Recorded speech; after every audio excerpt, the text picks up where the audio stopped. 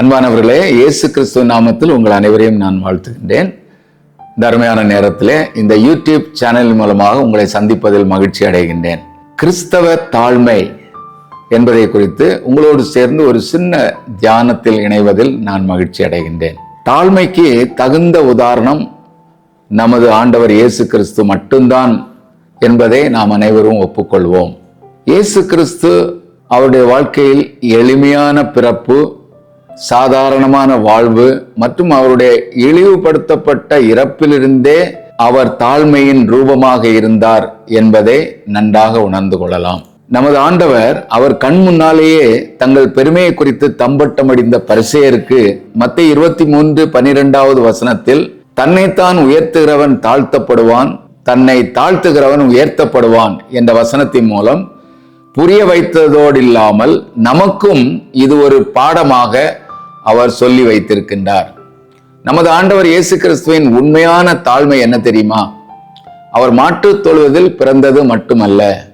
நம்ம அநேக மாட்டுத் தொழுவத்தில் பிறந்த காட்சியை இயேசுவின் தாழ்மையாக நினைக்கின்றோம்.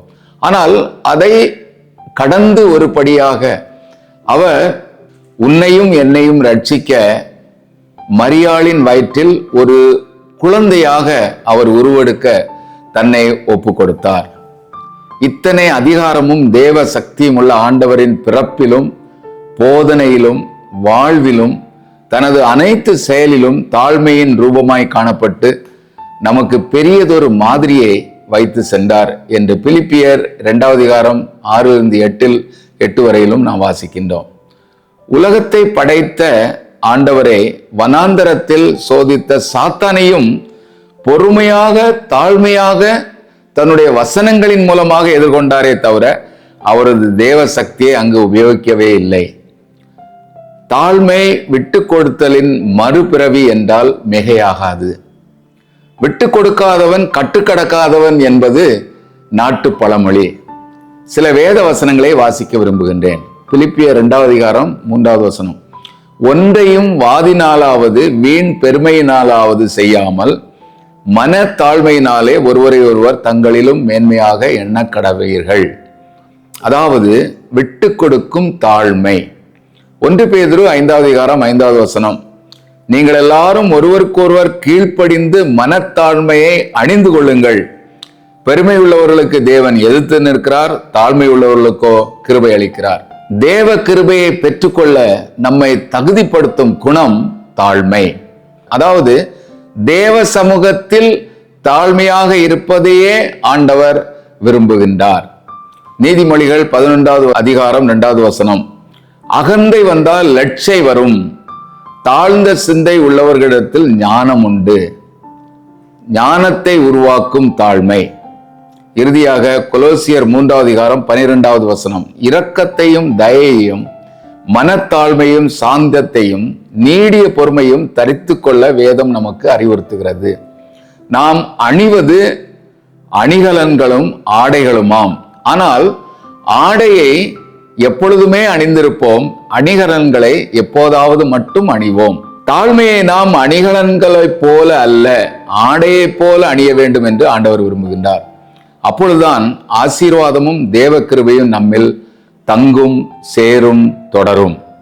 யோவான் 13:14 வசனத்தில் தமது சீடருக்கு தாழ்மையை வார்த்தையினால் சொன்னால் புரியாது என்று இயேசு உணர்ந்து தனது அறையில் கச்சையை கட்டிக்கொண்டு அவர் சீடர்களின் கால்களை கழுவி உண்மையான தாழ்மை என்ன என்பதை சீடர்களுக்கும் நமக்கும் அவர் செய்முறையில் கற்றுக் கொடுத்தார்.